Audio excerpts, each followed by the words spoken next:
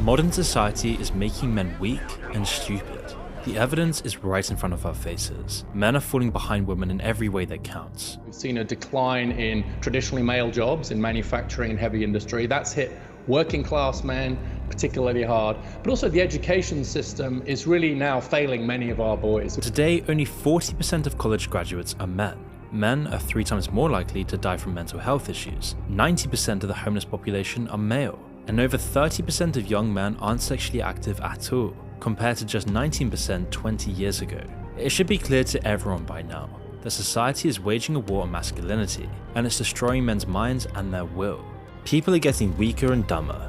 But how did this actually happen? Well, you can thank one man for our modern idiocracy, and his name was Edward Bernays. Despite changing the course of history entirely, Bernays is often forgotten today. As the nephew of Sigmund Freud, he grew up immersed in the world of psychology and understanding human motives and desires. But Bernays wasn't purely interested in just studying psychology. He wanted to put it into practice. If you knew people's desires and underlying motivations, you could sell them anything. So after his family moved to the US at the turn of the century, Bernays went to college and began working as a journalist. But his true calling came when he was tasked with promoting a play. His method was genius. Instead of selling it like any other piece of theatre, he marketed it as an advocacy piece for orphanages. He gave people a real reason to care and transferred their strong feelings for the issue straight onto his product. It was an insanely effective model, and it just kept working. He sold ballet to Americans by emphasizing its sex appeal. He made an opera singer into a household name by spreading rumors about the extreme lengths he took to keep his singing voice intact. Soon enough, Bernays realized his skills were being wasted on just theatre alone, and so he would spend some time working for the US government during World War I, helping them sell the war to the American people.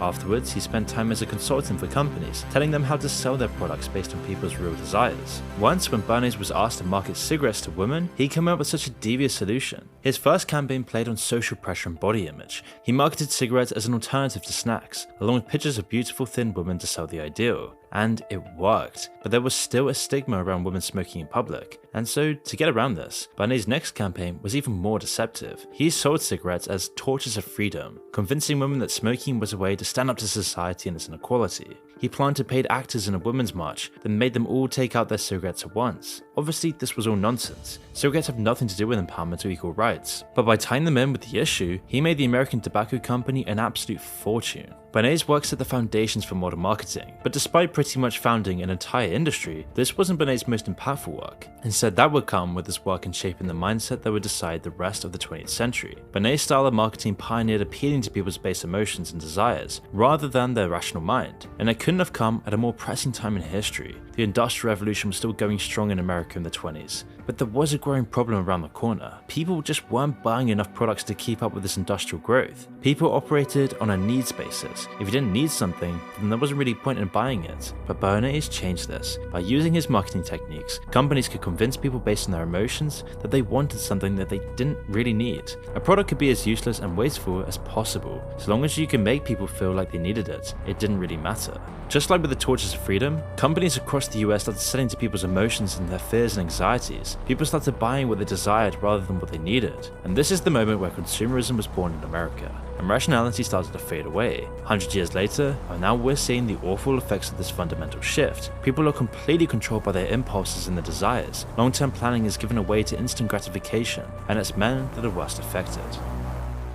You see, when you look back at pictures from just a couple of decades ago, the men from before actually look like men. Today, not so much. People today look like boys in comparison, like they never grew up. It's an impression that's supported by the data. Testosterone, the chemical that prompts sexual maturity and muscle growth in men, is in rapid decline. A study from 2013 found that average testosterone levels in men had fallen by 1% every year since 1980. And there are huge problems with this lack of testosterone. People don't enjoy working hard, people have no confidence, no ambition, no destiny, and there's a bunch of health problems associated with low testosterone, like some kinds of cancer that have risen due to the sharp decline in testosterone, which is in conjunction with sperm counts dropping like a stone. Clearly something very wrong is happening right now, but it's hard to pinpoint exactly what's causing this mass feminization. But there's a lot of suspects, and the truth is likely a combination of a multitude of things. But one of the main things is the massive amounts of chemicals that's tricking men's bodies into making estrogen, leading to around half of men now having gynecomastia, where their nipples become packed with estrogen and start to develop like a woman. I mean, estrogen is the hormone that causes your body to develop female characteristics. And so why is this happening all of a sudden? Gynecomastia was really not that common 50 years ago.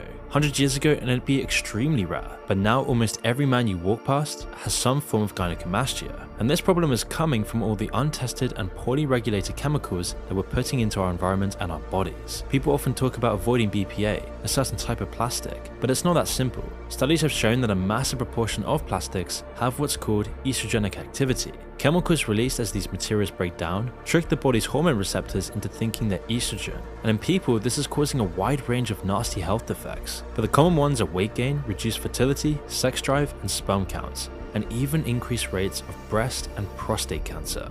And we're just talking plastics here. The other sources of common chemicals with estrogen activity is too long to list, but one of the most sinister is atrazine. It comes from the most common herbicide in the US, which gets sprayed on 3/4 of cornfields as well as a ton of other common crops. Once it's there, it can leach into the groundwater and eventually make its way into the reservoirs and the water supply. And so much of this chemical has been used that we now even find it in the rainwater. Ever since the late 90s, we've known that it causes feminization and increased estrogen production in animals. More recent studies have shown strong links to low fertility and sperm counts in areas where atrazine is used, as well as a bunch of other issues with the reproductive organs upon exposure. And with so much estrogen around, you won't be surprised to hear that it's actually in your water supply. And one of the major sources of this is from female birth control pills. You see, the body only absorbs a small amount of the hormone when it enters the body. Around 90% of the estrogen content of the pill goes straight through, and there it enters the wastewater supply, where it's often filtered and then sent back into the drinking supply, or into the rivers and oceans. And this can have a devastating effect. In some studies, fish populations in a lake with high levels of estrogen were almost completely wiped out. Just 5 nanograms per litre has a negative effect. Some rivers and streams in the UK have had levels 12 times that. The estrogen then interfered with the reproductive organs of the fish, and in some cases, male fish even grew ovaries. In humans, estrogen has less severe but similar effects. The amplification of female characteristics and the suppression of the male is something we're seeing all across the West. And this isn't just happening from birth control pills in the water supply. A massive portion of waterborne estrogen comes from livestock. Either it comes from their own natural hormones, or from the massive doses of estrogen we give them on top of that. A large amount of cows are also fed on soy, and this is great economically for farmers, but just like in us, most of it doesn't get absorbed and gets deposited in their manure. Then it gets into the water supply through the groundwater and the waste system, or it gets deposited in food when farmers use the manure to fertilize their crops. And in a perfect world, this wouldn't be an issue at all, but old, underfunded water infrastructure can't filter it out. In lots of countries, water companies have forgone filtration entirely, dumping raw sewage straight into the rivers, lakes, and seas. And so you should probably buy a water filter if you haven't done already. But it's not just this. Plastic trash and other estrogenic chemicals are everywhere. On average, the world makes around 400 million tons of plastic trash every year, with a large part of the waste making its way into the atmosphere and the oceans. It's yet another way that we're drifting further and further away from the natural life that we're adapted for. Sunlight's another good example. Before, nearly everyone got hours of sunlight every day, waking up to the sun and going to bed when the sun started to fade away. But today, most jobs are inside, locking people in grey office cubicles or dark warehouses for 8 hours a day, all under artificial lighting. Never really seeing the sun at all. I mean, the vast majority of people in the world are too exhausted to spend enough time outside after work. Instead, they would spend their few hours off vegetating in front of a screen. Never really having artificial light, only having light from screens. Being sat on their ass, never really moving their blood in their body either. And vitamin D deficiency today is an obvious problem. Around 1 billion people are deficient, and in adults it can make you tired, depressed, and weak, destroying your testosterone. And high levels of body fat make you so much more susceptible. Fat cells store vitamin D and keep it isolated from the bloodstream. And considering that 4 out of every 10 Americans are obese, this is a major problem. Obesity is probably the most visible negative effect of modern society. There's never existed in human history before, and it's a symptom of everything wrong with our modern diet and lifestyle. And just like with vitamin D, it generally makes everything worse. And we all know the problems it causes, and there's just too many to list in this video. But the first thing on the CDC's list is quite literally all causes of death. For men specifically though, it's been shown to lower testosterone levels, increase estrogen production, and generally damage sexual health. Returning to a normal weight though has been shown to improve if not reverse these effects. Now there's a million reasons for the obesity crisis. but our modern sedentary life is obviously a huge part of this. However, processed food is especially damaging here. A recent study of over 9,000 people has shown that protein is absolutely key. The body bases hunger and the desire for more food off protein intake.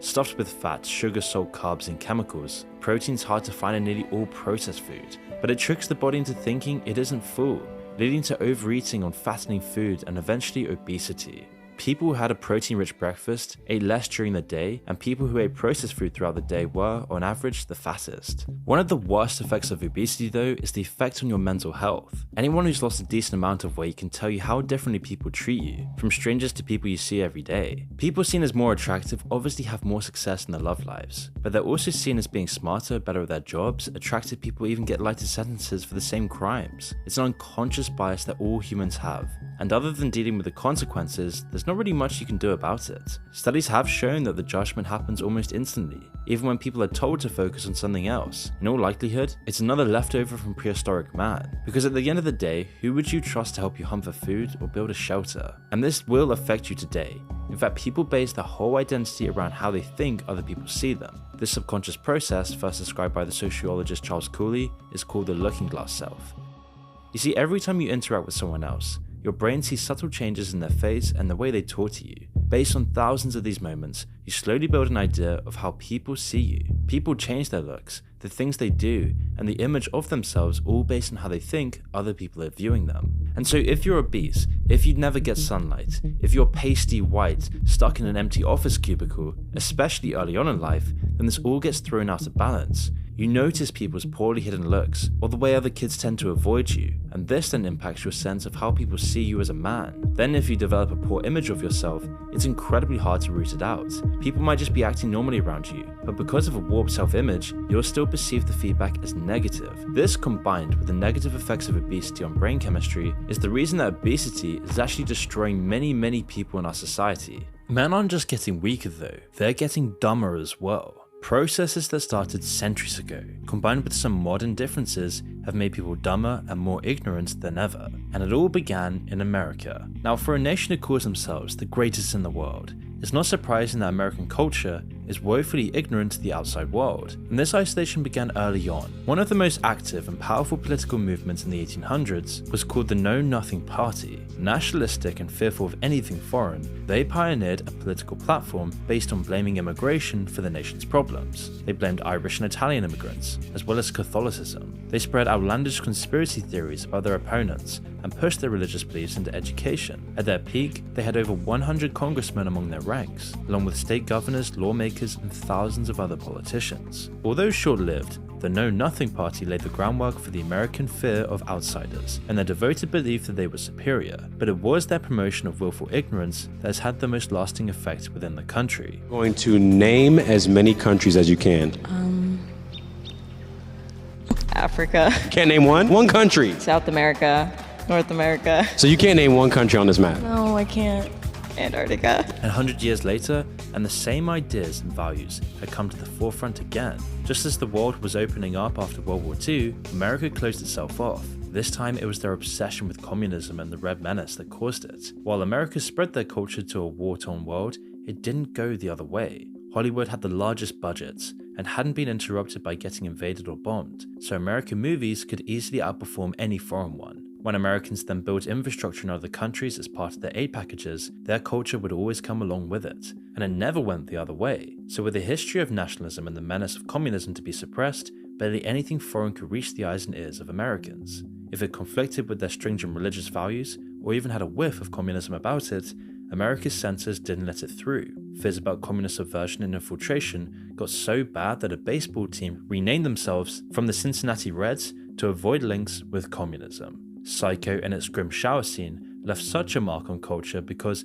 apart from being so well executed, it was completely unprecedented for American audiences. Prior to 1960, even a little splash of blood and gore was completely banned within all American movies. The censorship was just too strong to let in. And Americans really never traveled much outside of their country either, meaning that everything you could want to do or see is still within your own borders. You could explore massive cities, scorching deserts, snow-covered mountains, and lush forests without ever having to leave the country. I mean, even in 1994, only 10% of Americans even owned a passport. This might be a bit misleading though, as international flights weren't accessible for most anyway. Also, it's only recently that you actually need a passport to go to Mexico or Canada, and so since then, it's risen to over 40%. However, 40% is still incredibly low. I mean, for reference, 76% of the UK population has a passport, and even Canada has a 70% passport ownership rate. And so all of these combining factors led to the sanitized, completely inwardly focused culture of America today. Even today, the best performing foreign film in America is Crouching Tiger, Hidden Dragon, which was released in 2000. To put that into perspective, it's not even in the top 500 on the US domestic box office rankings, when you include their own movies. And all of this was made so much worse by the rampant consumerist culture of America. As the wave of American culture hit foreign shores, it brought all of their products and brands with it as well. Benet's work on branding and marketing made them spread like wildfire. With their own countries bombed to hell or still not industrialized, people across the world were eager to live like Americans. Over time, the rest of the world got fully immersed in American culture and consumerism. From Australia to Africa and everywhere in between, you could easily watch an American movie and chow down on American fast food that was packed with estrogen and other demasculating chemicals. Today, the list of countries without a McDonald's gets shorter every year, and you can get a nice refreshing Coke pretty much anywhere. Anything estrogenic, anything that will poison your body, you'll be sure to find has come from America and landed in your shores. But with consumerism came the inevitable downsides. Greed and materialism became the norm. It's not that there weren't greedy people before, the American system just gave them a way to push it to the max. Worldwide obesity rates tripled as well, adding into more demasculation across the world. It's not just obesity, of course. All of modern society's awful effects on your body will impact your looking glass self. Because certain aspects of modern life don't just interfere with your health, they actively undermine your ability to focus and think clearly. As we all know by now, social media rots your brain. It makes you more likely to be depressed, but more importantly, it destroys your attention span like many of us have experienced, and this is all based on dopamine. This system that's meant to push animals towards certain behaviors has been taken advantage of and hijacked. As many of us know, these short little TikTok videos, Instagram posts, girls in bikinis, the next YouTube podcast, all triggers little dopamine releases on a constant small scale. But over time, as we continue to consume so much of this content, after the next notification, the next Tinder swipe, the next YouTube video, you start to build up a resistance. You start needing more and more dopamine to get that same feeling. For drug users, this means taking a bigger dose, but for social media, it means spending more and more time in front of the screen. It stimulates the release we get from socializing with each other. Every like, retweet, and follower is another little boost, another little dose of dopamine, and over time our dopamine resistance builds up, and social media starts to outweigh everything else. And that's when you're left with a generation of people who can't go 10 minutes without checking their phone. But that's not the only way social media is rotting people's brains. Short-form content platforms like Instagram, Twitter, and TikTok are especially damaging because they provide a better alternative when it comes to dopamine efficiency. The brain likes things that are easy, that don't need much investment, and won't require too much time. In nature, this would be beneficial. The animals that can save the most energy will be the most ready to outrun a predator or control their hierarchy. But in our consumerist, warped, modern world, this natural impulse has already been turned on its head, just like everything else. Short-form content is so addictive because it gives you a similar dopamine for far less effort. Why read a newspaper or watch a film when you can watch the first 5 seconds of a few hundred TikToks instead? When you step back, it seems ridiculous, but in every decision to watch another one, there's a logical reason your brain carried on swiping. It justifies it as being such a small investment that it may as well watch another one and squeeze out a little more entertainment. And this subconscious loop carries on, and before you know it, you've lost an hour or two.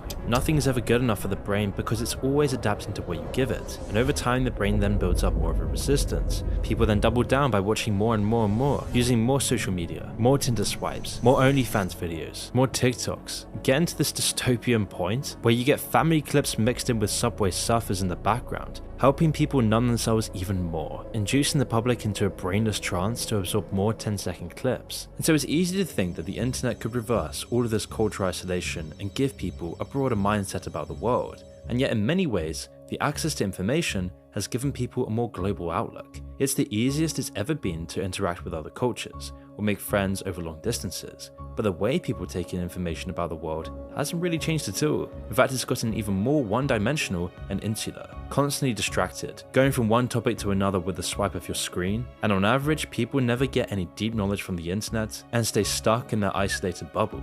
And considering more than 2/3 of American teenagers use TikTok, and nearly 20% say they're on it almost constantly, this isn't a good sign. This endless supply of empty entertainment makes everything else seem dull in comparison, sucking kids' attention, wonder, ambition, and experience of life. On a wider scale, it's changing how we learn things. Getting your information about the world from short-form content does teach you a lot about different things, but because of how people consume it, it's rare that anything ever actually sticks. And even if you do remember some of the details, it only ever amounts to surface-level knowledge. And this then develops echo chambers, where you're always provided surface-level knowledge, extracted from an algorithm designed to evoke your emotions, never giving you any other perspectives, always keeping you in a single lane. And all of this content can usually be incredibly misleading in such a subtle subconscious way. The algorithm's pressure to be as bombastic, outrageous, and alarming as possible means that you never really need to stick to the facts. And some people use this argument of misinformation to say that we shouldn't have free speech anymore, that the Mark Zuckerbergs of the world should control the flow of information. But that's not the issue. The issue is that our speech isn't free enough. People stay in their echo chambers, which has been censored down and watered down by the people running big tech, and then people willingly buy into it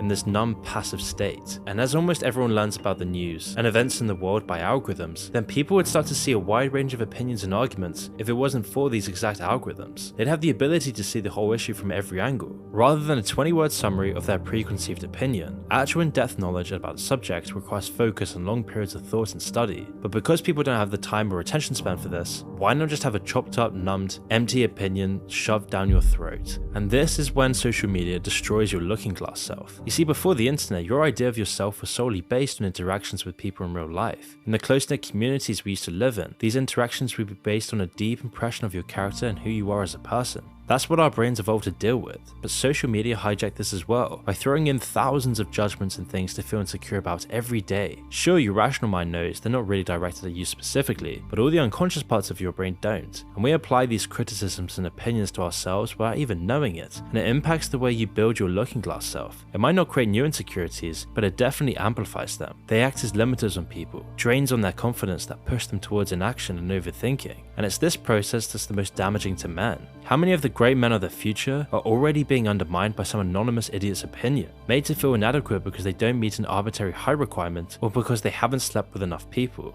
Ironically, the dumbest people won't stop to think about these things anyway, shielding them from the worst of it. They'll keep happily going through life, while smarter people get lost in overthinking and retreat into themselves. And we live in a time where information is easier to access than ever, but it doesn't matter for most. All of these different pressures are making people more ignorant, and that's no wonder politicians now talk to people like they're children, because that's what works now. And it hit me recently that communities, small tribes of people coming together, resisting all of this modern bullshit and rethinking our position in all of this, is actually what's essential to overcoming these very obstacles. You see, instead of continuing to live in a world where your desires, purposes, and routine is dictated by faceless corporations thousands of miles away from you, what you really need is a small community of like-minded people. This is what men have had throughout thousands of years of human history. And on YouTube, I've been able to go over some of these modern issues you see: men becoming weaker, our 1984 society, our warped habitus that destroys our own thinking, whilst also trying to mix in some of the teachings of the best philosophers and religious stories out there to give more meaningful solutions than just having a cold shower to modern problems. I mean, it's literally been years now that I've been talking endlessly about the unprecedented levels of loneliness, purposelessness in modern society, and how this is driving us towards behaviors like social media addiction and other toxic behavior. Because personally, I've struggled with this while trying to build my YouTube channel. I got so lost in distractions despite knowing better. And you see, the thing is, this isn't a problem of a lack of information here. It's our mindset. It's our cultural mindset. And that's why I've spent years diving into philosophy, psychology, and sociology to understand and change the fundamental layers of my mind that were holding me back. And the result was, for me personally, was that I was able to change my routine, I was able to break free from the grip of procrastination, and managed to build a successful YouTube channel in around 2 years that I truly think has positively impacted many, many lives,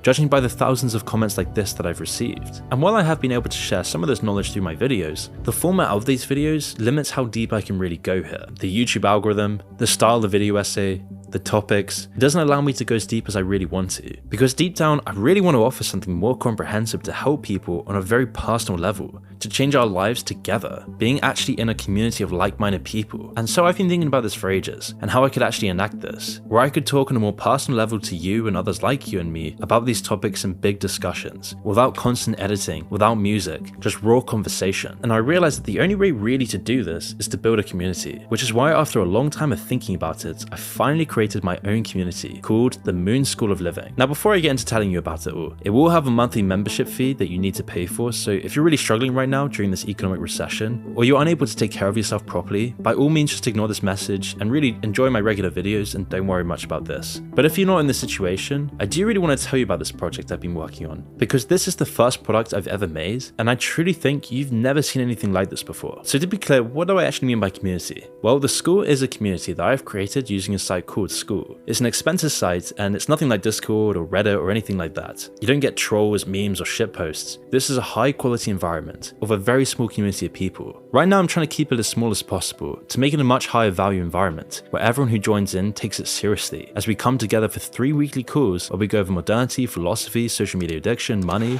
and things like how I built my YouTube channel, where I can give advice to other aspiring creators. And all these calls are then recorded and uploaded, so you can access them anytime you miss the calls or want to rewatch them. In addition, there's multiple courses coming out in this community on geopolitics, modernity, video editing, loneliness, money, just to name a few. And sometimes in the calls, we'll just talk about anything that's relevant today, anything that me and you think's worth talking about.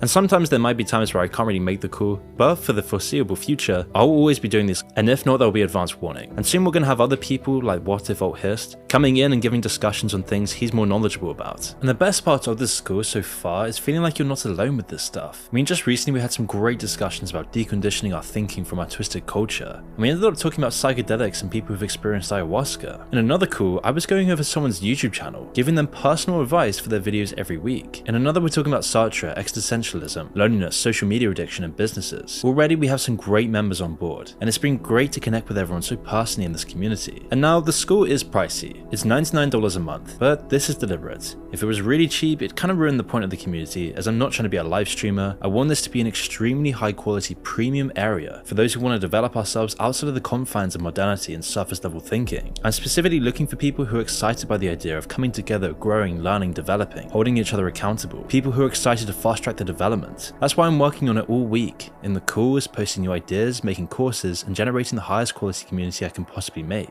And so if you think this is a scam or it just seems like too much money, no worries at all. Please just keep enjoying the normal videos and don't worry about joining, as it's probably not the place for you. And if you do join and you don't really like it, I'll refund you within 7 days of joining, and you can cancel at any time afterwards for the following months. It's super easy to cancel, just DM me or send me an email to our customer service team and you'll get a refund, no questions asked. But I want to end this by saying, if my videos have actually been meaningful for you, and you found value in some of the ideas I've discussed, imagine going the next step beyond this, where you're part of a close-knit community, a small little tribe, where I know you by name, where I've watched your progress over the past 6 months, and I'm genuinely proud of your growth. If this excites you as much as it does for me, please feel free to check it out by using the top link in the description below to get involved.